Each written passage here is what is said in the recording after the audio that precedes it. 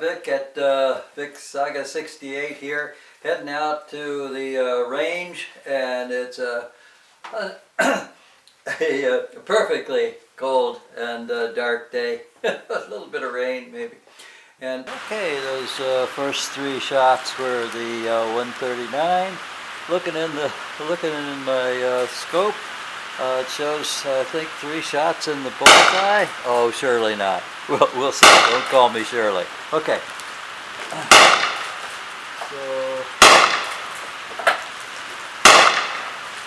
So I'm gonna shoot. I'll do 5. Yeah, 5 is good for. Let's see if I can put 2 more in that bull.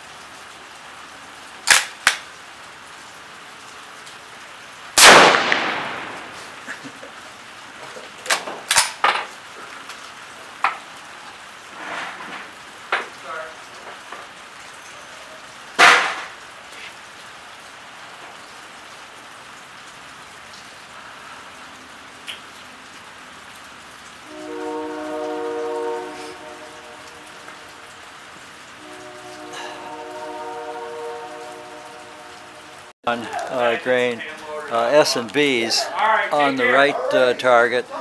Looks like my last shot on that first target was over to the right. We'll see. But first things first, and we'll go with this right target and the 131 grain.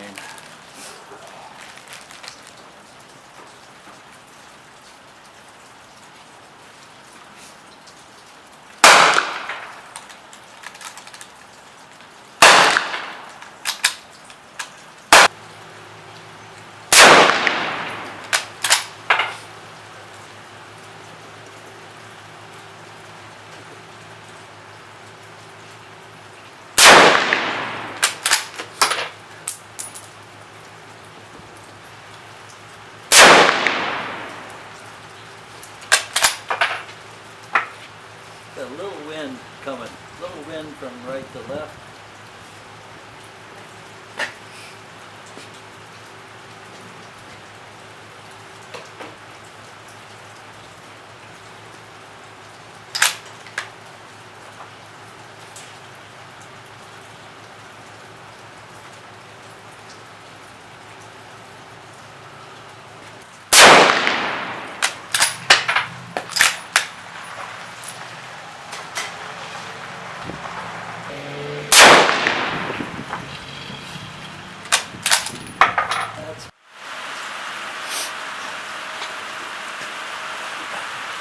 Well, this is kind of funny.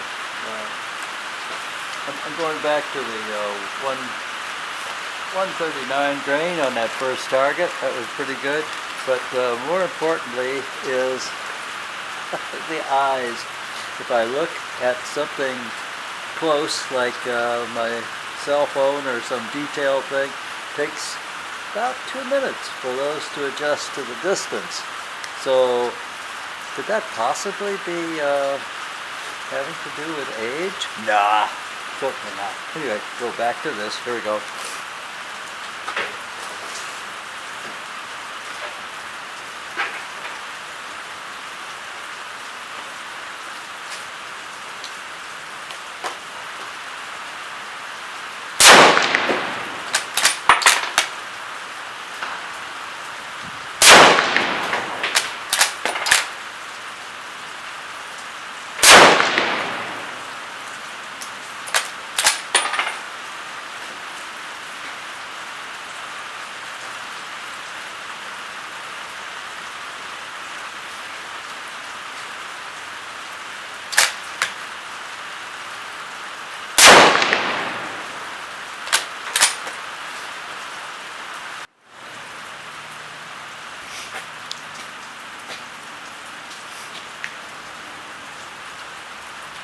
Okay.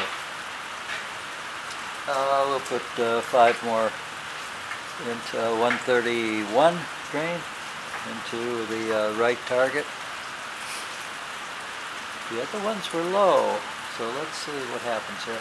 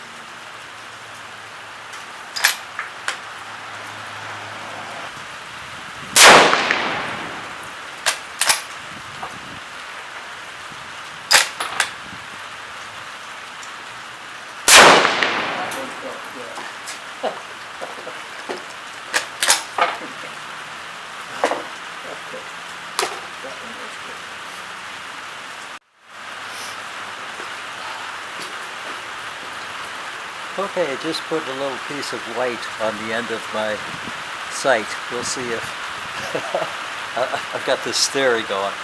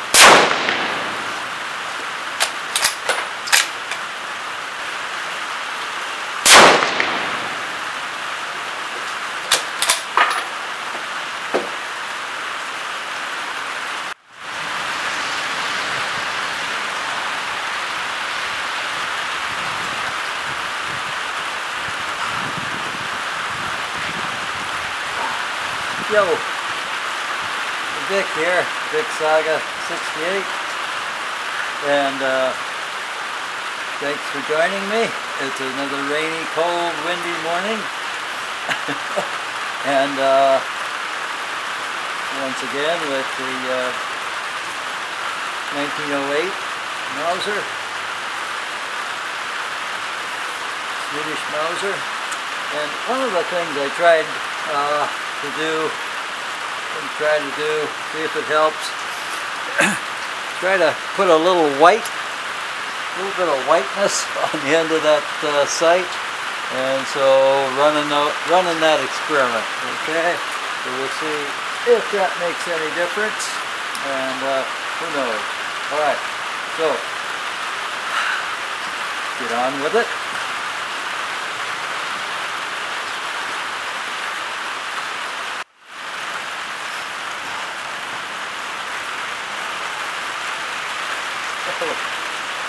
I don't know if it did make any difference or not. I don't know if it made any difference, but still like my Mauser. And yeah, that serration that they did on the on this right here. It's some people say it's because of, you know, then you can shift it easier. No, I like it because then you can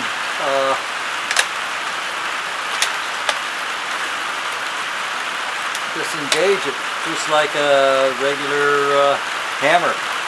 So that feature I like. I also like the fact that the barrel is is a little warm. That's nice. Feels good to your hands. It's a lot of advantages. Again, this is the best place of all to be shooting a rifle because no sun, and you shoot fast enough. You can warm up around your barrel. So, all right. Thanks for joining me, and love my rifle. Getting a little bit handier. The purpose of these is to try to get really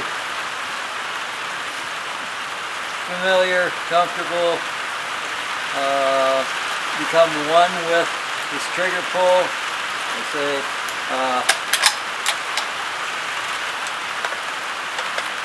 trying to demonstrate. Goes back a little bit, about there, and then you squeeze, really nice, and then she fires. Okay, so you got all that before it actually fires. So, awfully nice. Okay, thanks for joining me. Do subscribe if you want, and like if you like, and on with more things. Okay, bye for now.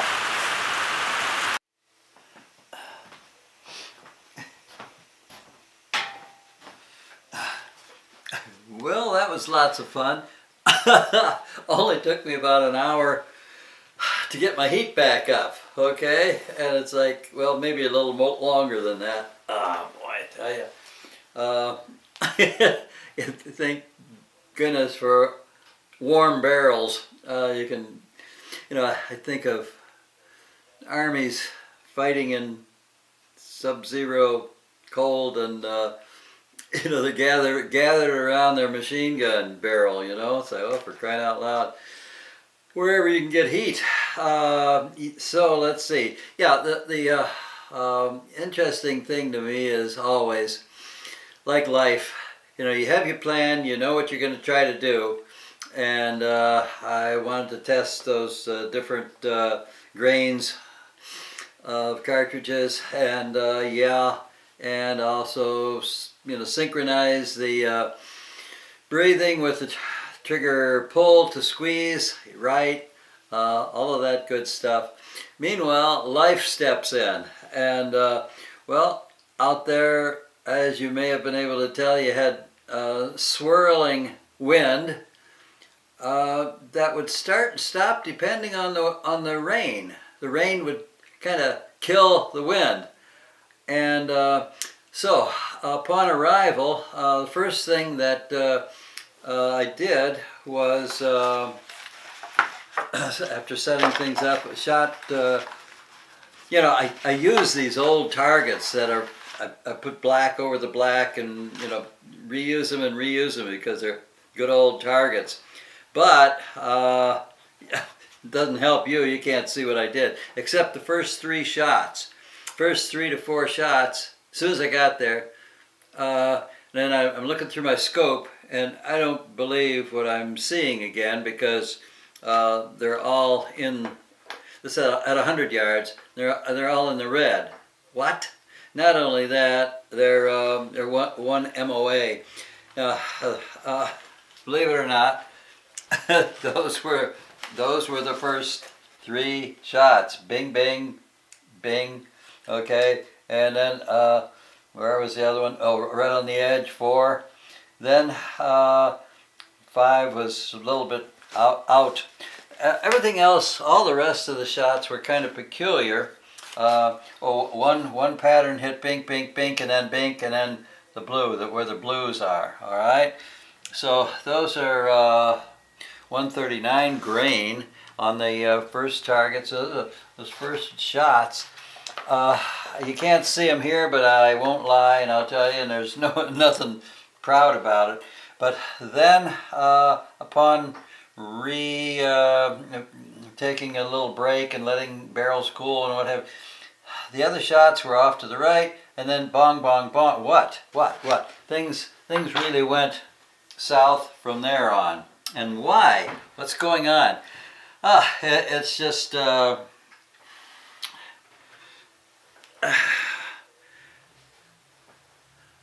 variables that maybe you didn't account for until you get there, and then you are beset by these things that, oh, well, that's something to think about. That's something to think about. What happens to me is when I'm looking very close at a detail thing for a while, like my cell phone or on the camera, the little adjustments, and ran out of space, had to put in a new card, and so all of a sudden you're dealing with these things at this level, all right? And so these sights on this English,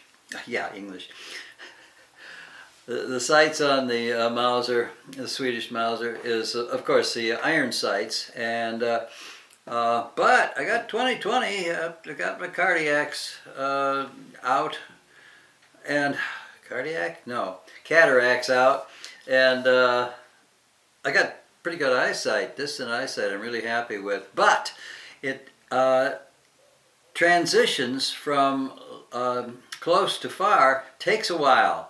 So be alert to that. Be alert to that. So when I first arrive, I am still from driving and I'm looking at distance all the time. And so those first 3 to 4 shots, at 100 yards I could see that red center easily and precisely. And maybe it wasn't quite as dark then either. I don't know, it could be. But then after shooting those, I had this little technical glitch that I had to all of a sudden deal for a few minutes real close, and that sort of, then when I went back to the distance, it wasn't crisp. It wasn't as crisp as it was, and so that's one big variable that I hadn't accounted for, and I need to in the future. Second variable, I say it was swirling wind, so I was, I know wind, but there was something else. And in one of the early shots, you hear this rain just really coming down on the roof. And it's just pouring down. It's really coming down. All right, if, as windage, you've got windage and you got this bullet going through the it's coming through the wind, but it's being carried by the wind over to the left in that case, because it was a wind from right to left. All right, you count for that, but very few people, I don't know anybody else other than dear Paul Harrell, who shot out in the rain. Nobody talks about shooting in the rain. Well, if you're adjusting for windage, those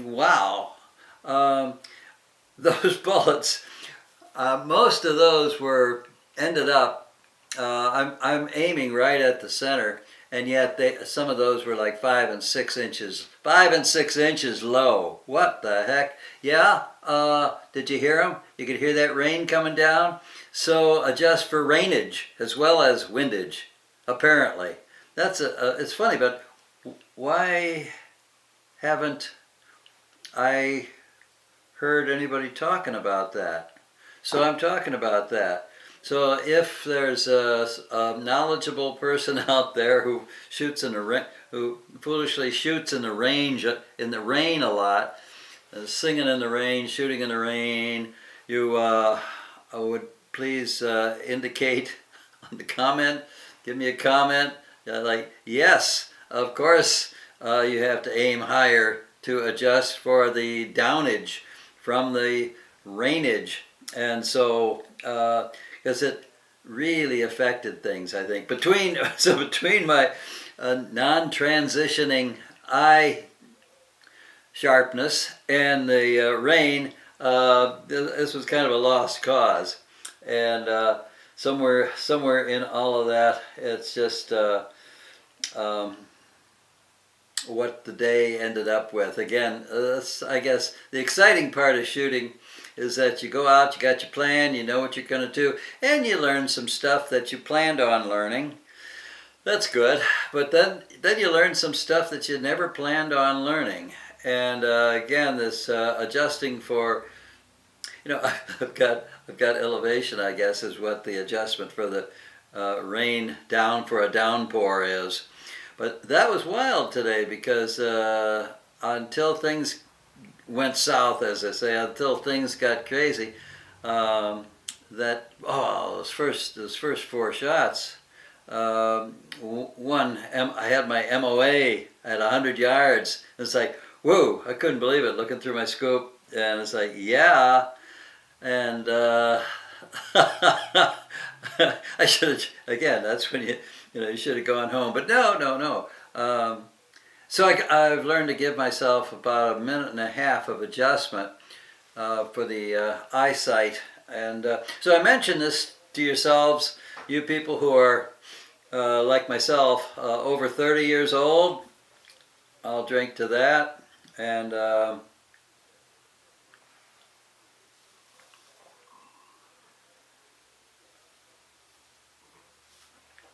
so this, I'll make it short. This is another series in the another video in the series of the Swedish Mauser, which I love, and it's always an interesting experience. So, and I do especially like iron sights, bare eyes, and just looking. So, thanks for seeing this much, and Vic at Saga 68, subscribe, and the continuous saga of putting this together. I want to have 5 shots. I want to have 5 impacts within reason on that red, and within reason of one another. So let's see what happens. See what happens next. Thank you. Bye for now.